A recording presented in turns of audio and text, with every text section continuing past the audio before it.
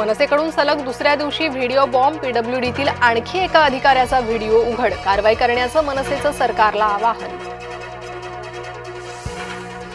राज्याच्या तिजोरीत खडखडाट असताना उधळपट्टी, हिवाळी अधिवेशनाच्या नावाखाली मंत्री आमदारांची मौज मजा. नागपुरातील पंचतारांकित हॉटेलमध्ये आमदार मंत्र्यांचा मुक्काम.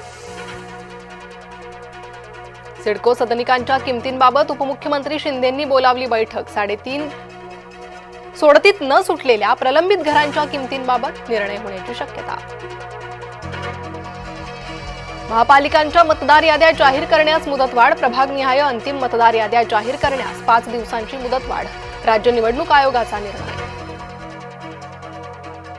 विधिमंडळ परिसरातील तत्कालीन राडा प्रकरणी आज अहवालाची शक्यता. आव्हाड पडळकर समर्थकांमध्ये झाला होता राडा.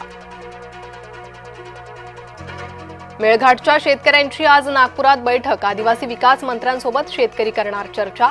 मका पिकाला प्रति क्विंटल 2400 रुपये भाव मिळावा अशी मागणी. मतपत्रिकेवर मतदान घेण्याच्या याचिकेवर उद्या सुनावणी. मुंबई उच्च न्यायालयातील सुनावणीकडे लक्ष. राज ठाकरे गुरुवारी ठाणे कोर्टात हजेरी लावण्याची शक्यता. ठाण्यातील सभेत तलवार झळकावल्याचं प्रकरण. राज ठाकरे, अविनाश जाधव, रवींद्र मोरेंवर गुन्हा दाखल. अजित पवार आज दिल्ली दौऱ्यावर. एका लग्न सोहळ्यात हजेरी लावण्यासाठी राजधानीत जाणार. नाशिकच्या त्र्यंबकेश्वर मधील पोटची मुलं विक्री प्रकरण. मुलांच्या आईनं आरोप फेटाळले. मुलं नातेवाईकांना दत्तक दिल्याचं स्पष्ट.